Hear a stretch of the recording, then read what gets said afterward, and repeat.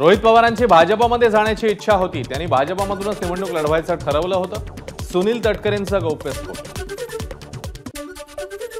लोकसभा निवडणुकीत मराठवाड्यात मराठा आंदोलनाचा परिणाम झाला। राष्ट्रवादी अजित पवार गटाचे प्रदेशाध्यक्ष सुनील तटकरेंची प्रतिक्रिया।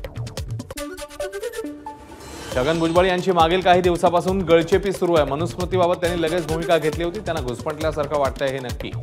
जितेंद्र आव्हाड यांची भुजबळांच्या नाराजीवर प्रतिक्रिया।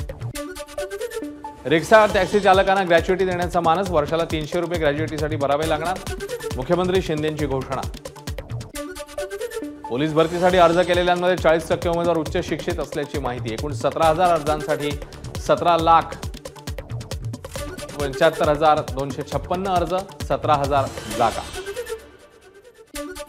महापरीक्षांची पदभरती प्रक्रिया अंतिम टप्प्यात रद्द झाल्यानं परीक्षार्थी विद्यार्थ्यांकडून संताप, फसवणूक झाल्याची परीक्षार्थी विद्यार्थ्यांची भावना।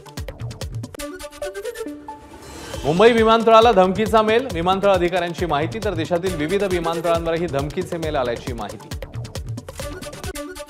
मध्य रेल्वेच्या महसुलात मोठी वाढ, प्रवासी तिकिटांव्यतिरिक्त जाहिरातीतून 2 महिन्यात 17 कोटींची कमाई।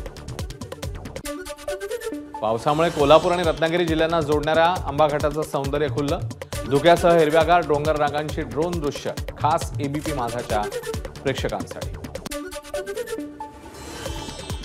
सिंधुदुर्गातल्या आंबोली घाटामध्ये पर्यटकांची गर्दी, धबधबा प्रवाहित झाला नसला तरी धुकं, हिरवगार निसर्ग आणि बोचऱ्या थंडीची अनुभूती मिळत असल्यानं पर्यटकांचा ओढा आंबोली घाटाकडे।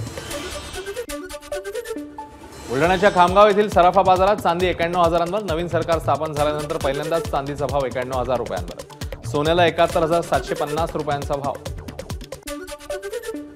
पंतप्रधान मोदी कॅबिनेटची उद्या संध्याकाळी 5 वाजता बैठक, केंद्रीय मंत्रिमंडळाच्या अर्थविषयक समितीची ही बैठक होणार। स्वाती मालिवाल यांनी मागितली इंडिया आघाडीच्या नेत्यांची भेट, मुख्यमंत्र्यांच्या घरी बेदम मारहाण आणि चारित्र्याची बदनामी प्रकरणी मालिवाल यांचं इंडिया आघाडीच्या सर्व मोठ्या नेत्यांना पत्र, मागितली भेटीची वेळ। फिच रेटिंग एजन्सीकडून चालू आर्थिक वर्ष 2024-25 करता भारताचा जीडीपी वाढीचा अंदाज 7.2%। एजन्सीने ग्राहक खर्चात सुधारणा आणि गुंतवणुकीतील वाढीचा हवाला देत भारताचा जीडीपीचा अंदाज वाढवला। रशियाचे राष्ट्राध्यक्ष पुतीन उत्तर कोरियाच्या 2 दिवसीय दौऱ्यावर, पुतीन यांची उत्तर कोरियातली दुसरी भेट, क्रेमलिनने या भेटीला मैत्रीपूर्ण राज्यभेट असं म्हटलंय। पुतीन उत्तर कोरियाचे अध्यक्ष किम जोंग उन यांची भेट घेणार। एबीपी माझा, उघडा डोळे बघा नीट।